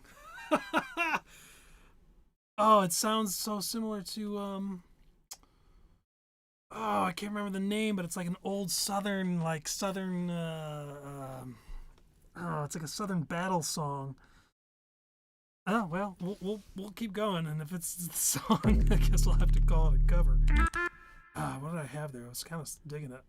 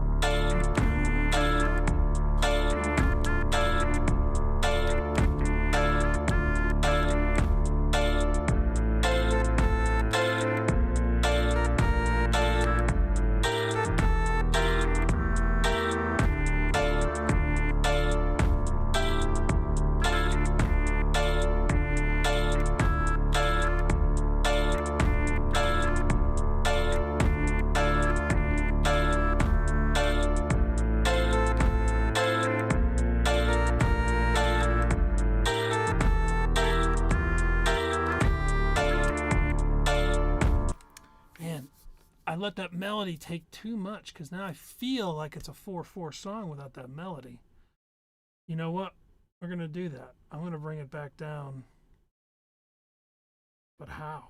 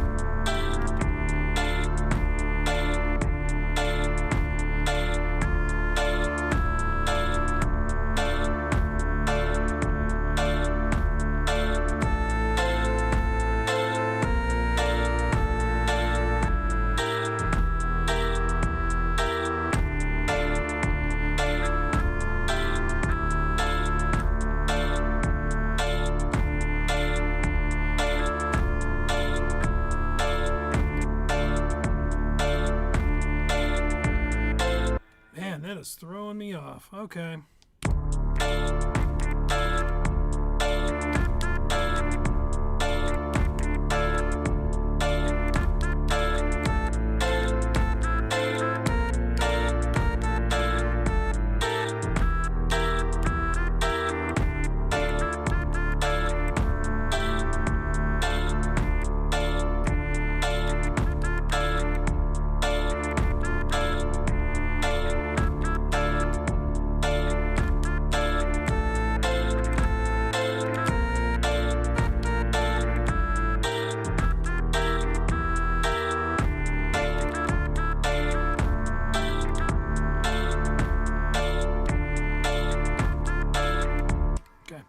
Let's try it. 3, 4.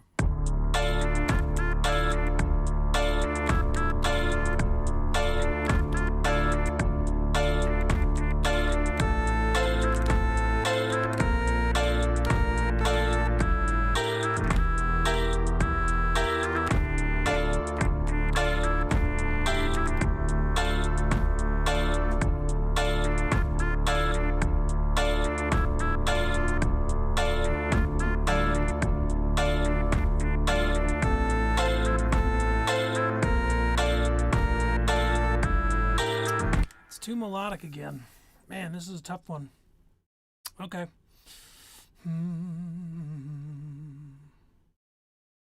You know, I might have to change this now to just fit into a 4/4 because I feel like without that melody there and without a melody driving it, it just sounds too all over the place. So let's go back to this here and let's hear.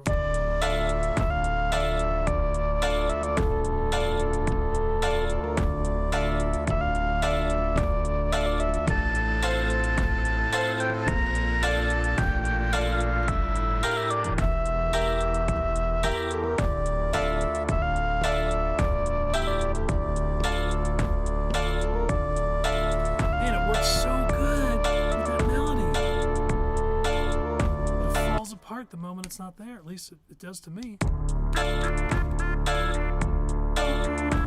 Okay, that's why I need to slow it down. Okay, let's go ahead and erase. I wonder if I can just undo this. Let's see.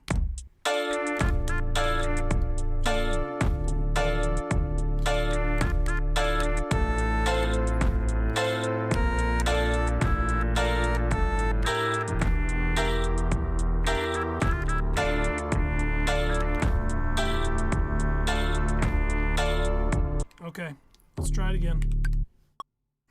4.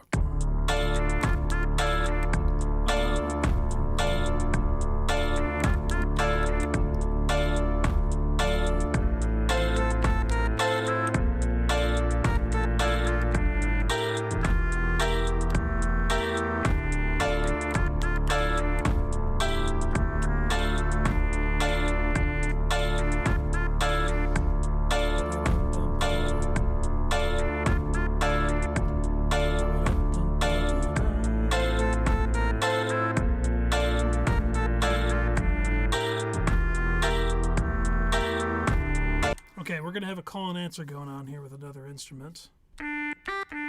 So I'm going to try and figure this out, though, because I feel like I feel like the first half of that melodic line, or kind of, you know, somewhat melodic line, is good, but then the next one fills in too much. So let's find another sound out of claves.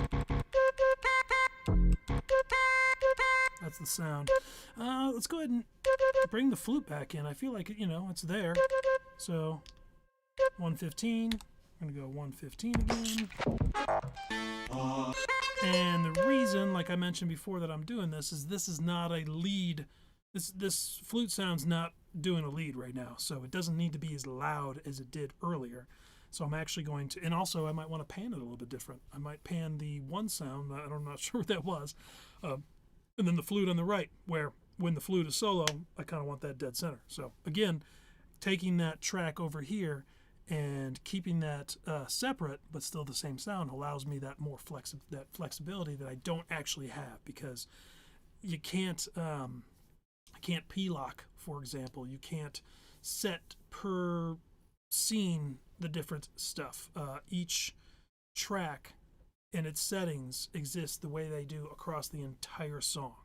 So no matter what I do, wherever this flute is sitting in the panorama, that's where it's going to sit for the rest of the song, unless I copy it. So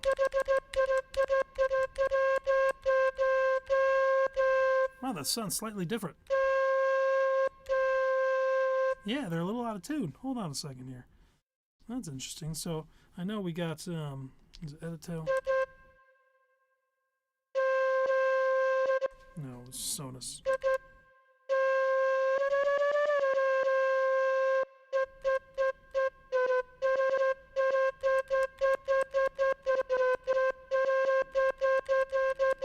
There we go. Maybe I'm crazy, but it sounded like it was slightly off. Okay, so for this one, I'm going to come Edito. I'm going to pan it over to the right. I'm going to pan this one over to the left. Now they're kind of dueling each other, where this one's still in the dead center. I'm also going to bring down the amplitude just a little bit. Oops, that's the wrong thing. Let's try Sonus.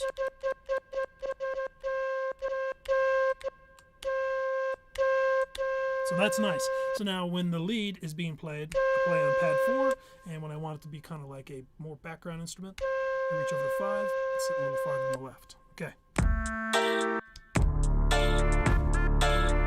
Okay, let's get this going on here.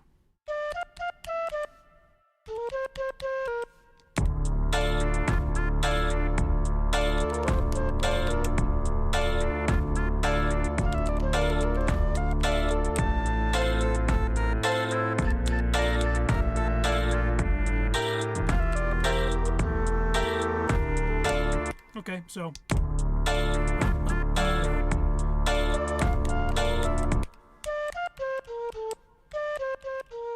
let's try that. Get out of song mode. Okay, here we go.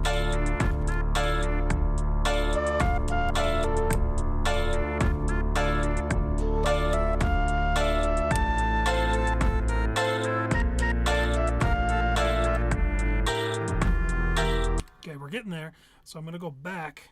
This is where it gets a little tricky and kind of a little tedious, but I'm going to go back to this sound. I'm going to fix this.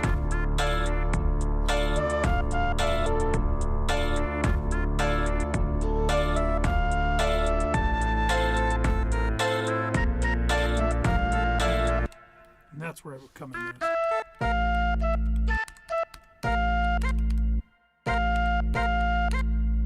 Oops, hit the wrong button. Erase.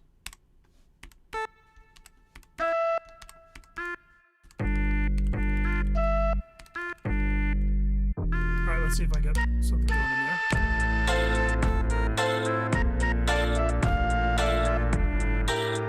Yeah, ba-bum-bum. Okay.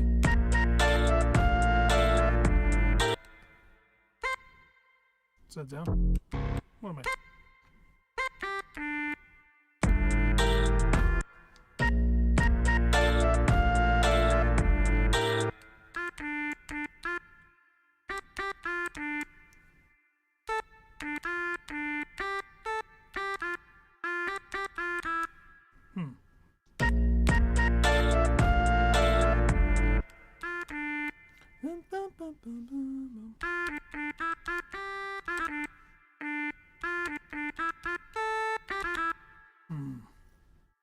let's try it.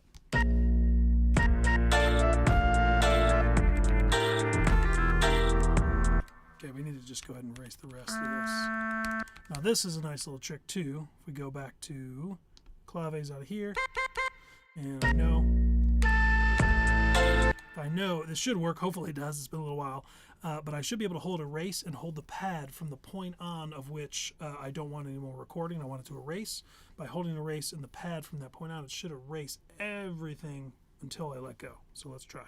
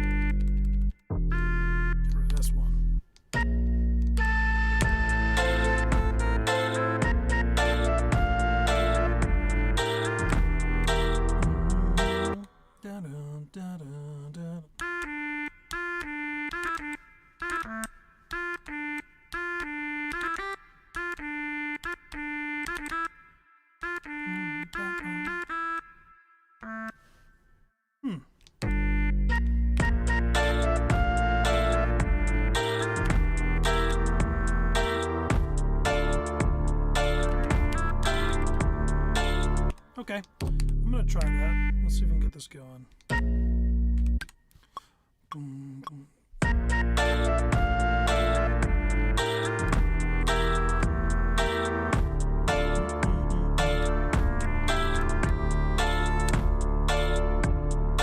Close.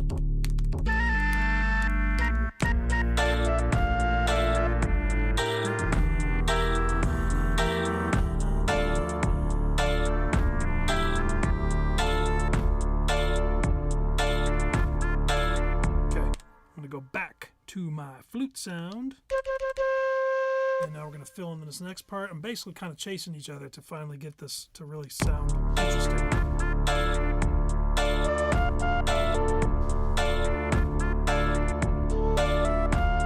Wait, why am I not? It's weird, not getting any visual feedback. Okay.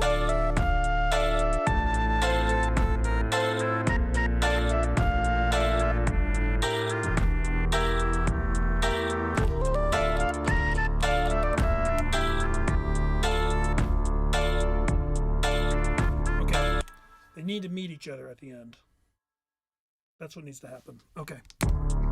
So if you're still with me, so I got one user, hello.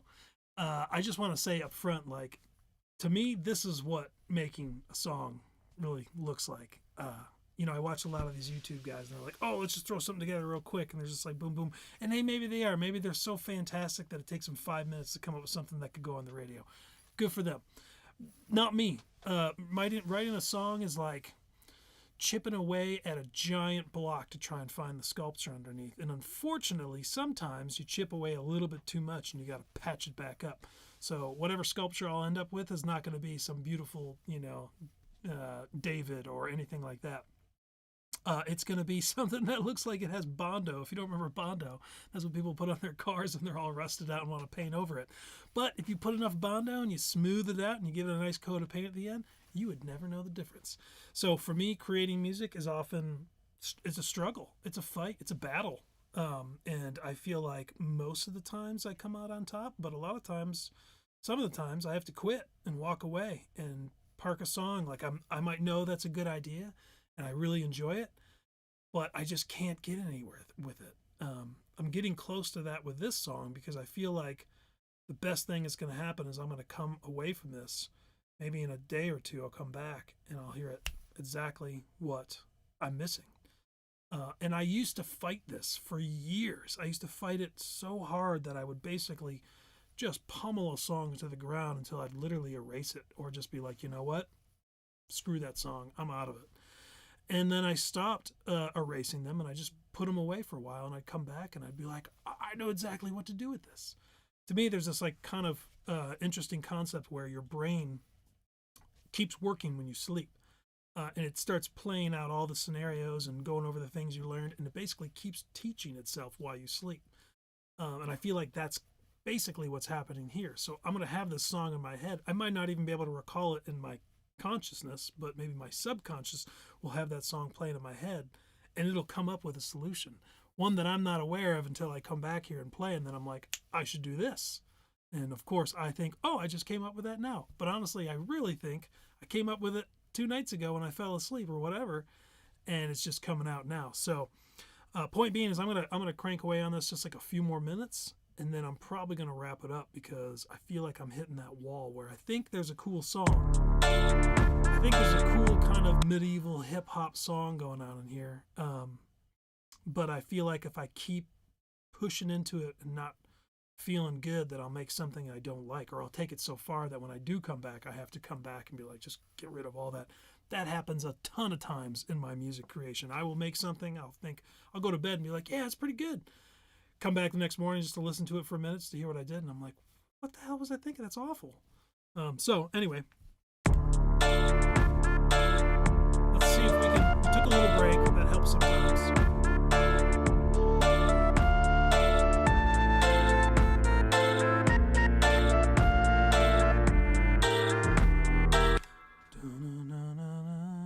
That's what I need.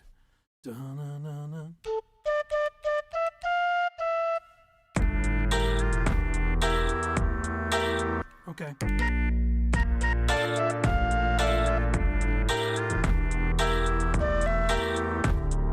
Oh, where was it?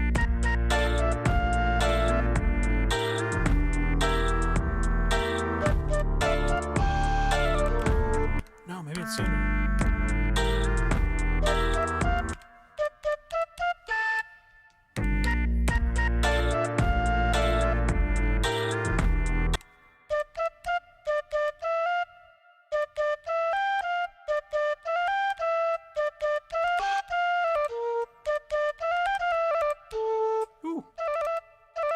I love getting those little flourishes on accident.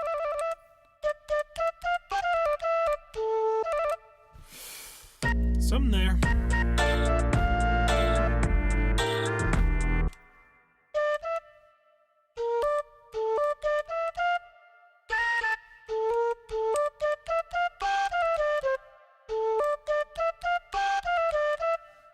Okay, I think that's it.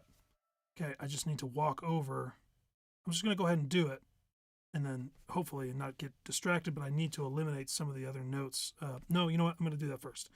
Let's go ahead and get rid of them. Okay.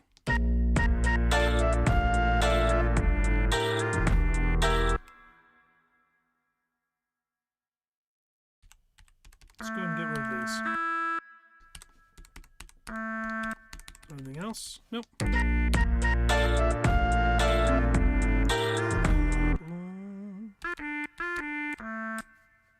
Maybe I need to add that last one in there.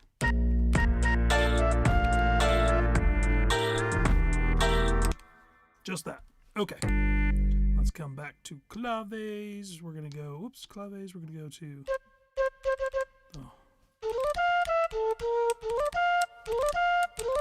maybe something like that real quick.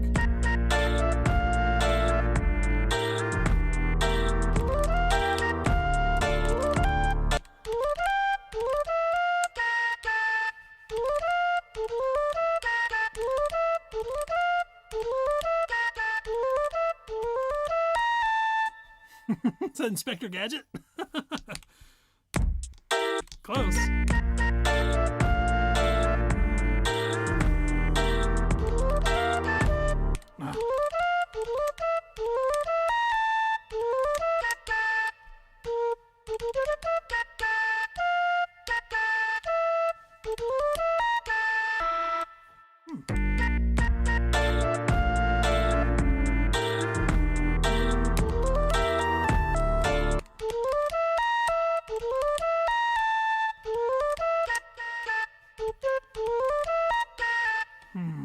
So close.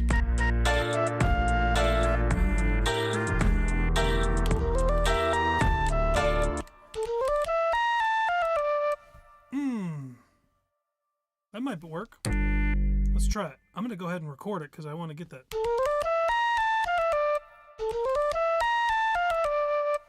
Let's try it. Okay.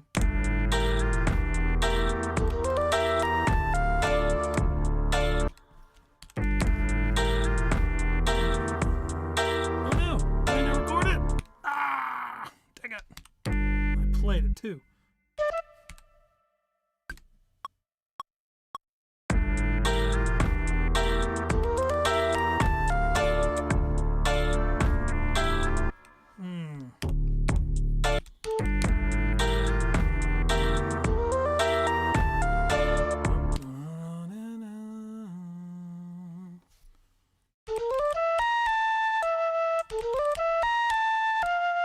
Maybe that's it.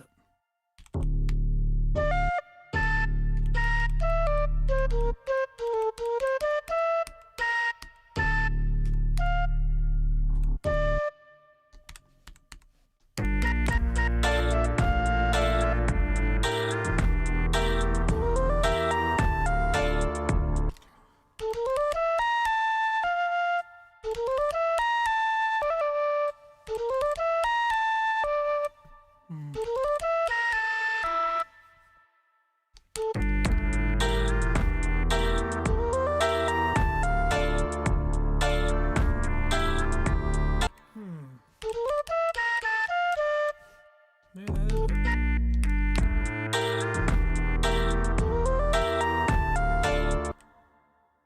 No.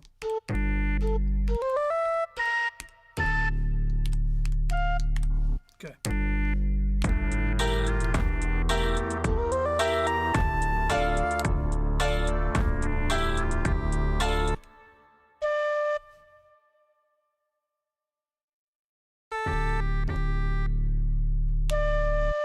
Okay.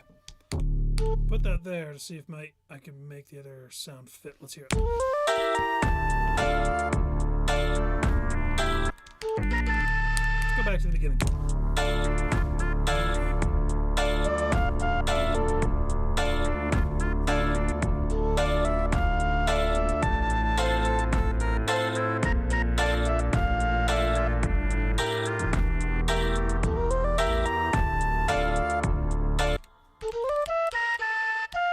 And then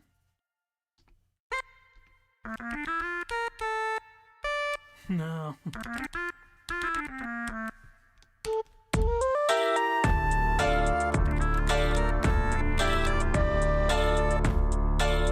Okay, I'm just gonna have to clean house there.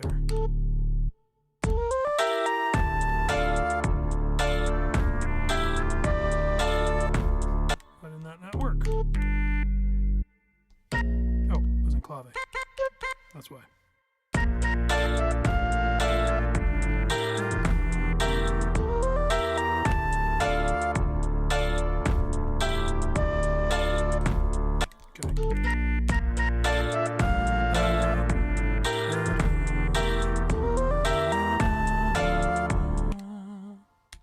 Oops.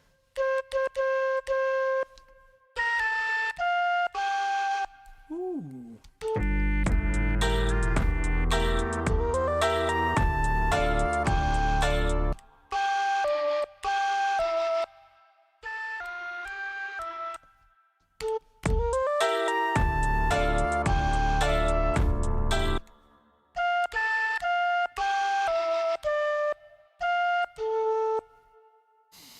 Might be too much of the flute, but let's hear it. Okay, that's it.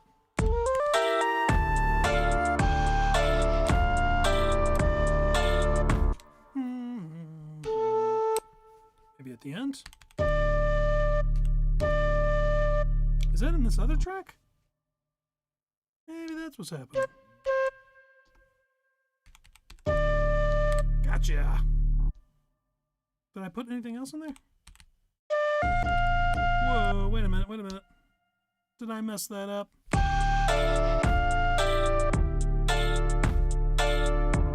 No!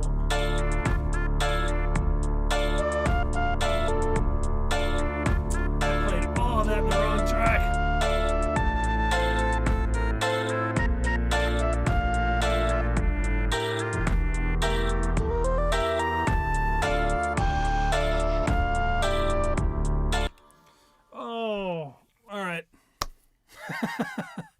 This is exactly what I'm talking about. I just hit a wall because now I realize I just messed something up. Oh man, that makes me so upset. Well, that's what happens. Like I said, this is a battle. Every one of the songs I've made on this medieval did not flow. It did not just be like, oh, that's great. Oh, move on to the next. No, it was always like get to a certain point, take a break, listen back, be like, oh, that sucked. Get rid of that. That was really good. Keep building on that. And honestly, for a 2-hour stretch to get this is pretty good for me. I'm going to play back the original, or the first scene, and then we'll go to the next scene.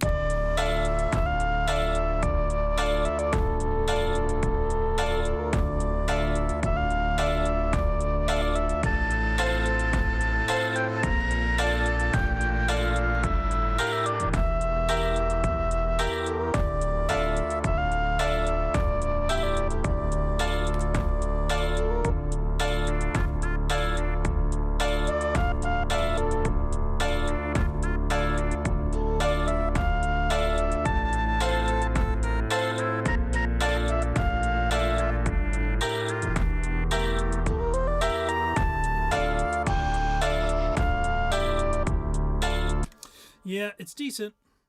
I think it's pretty good. I think it's got some good bones to it. I think this is going to be something I'll work on quite a bit.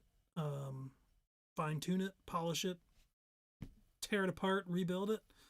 There's some good ideas there. I think, though, I really did make a challenge for myself by creating that melody. I think that melody is going to really keep me sandwiched into an idea that maybe I'm going to battle against. But I'm not against that because honestly, that's a good place to be too when it comes to writing, challenging yourself. That's going to be a challenge for me. It's in a 10-bar format. It doesn't really feel like 10 bars. It's almost like 4 bars that get cut off by 2, which is fine too. But yeah, I think that adds this extra level of tension that I need to resolve internally as a creator, a composer. So yeah, I'm like frustrated and excited at the same time, which honestly, again, is a good place for me to be as a songwriter, because if it's just flowing easy, I guarantee the next day I'm going to wake up and be like, that sucks.